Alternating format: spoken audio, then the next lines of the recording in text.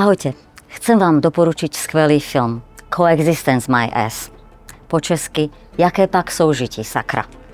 Film bol nominovaný na Oscara a získal si srdcia divákov po celom svete. Aj moje. A dúfam, že si získa aj vaše. 8 dôvodov, prečo film stojí za to vidieť.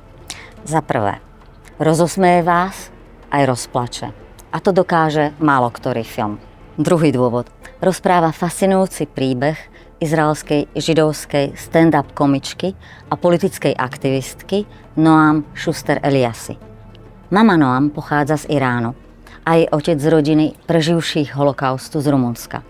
Noam vyrástla a dodnes žije na jedinom mieste v Izraeli, kde žijú Palestínčania a Židia dobrovoľne spolu. To miesto sa volá Neve Shalom, Wahad Salam, po česky Oáza mieru. Tretí dôvod.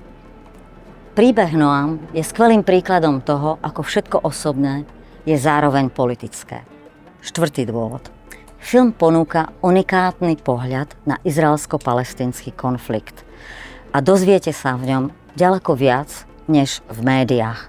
Je to pohľad hlboko prežitý, ľudský a zároveň kritický a ostrý ako britva.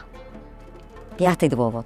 Dozviete sa ako a prečo Noam požiadala o ruku saúdskeho princa známeho ako MBS, Mohammada bin Salmana, v živom televíznom vysielaní a krásnou arabštinou. Okamžite sa stala veľkou senzáciou v arabskom svete. Šiestý dôvod.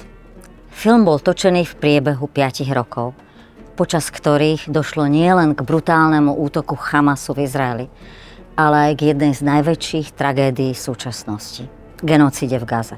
Aké miesto má humor v takom svete? 7. dôvod. Nie je možné spoznať Noam a neveriť v lepšiu budúcnosť.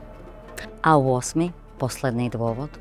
Film ukazuje zložitú, mnohovrstevnatú realitu a zároveň vyjadruje bolestne jednoduchú pravdu. Ak ho dopozeráte do konca, dozviete sa ju. Užite si film.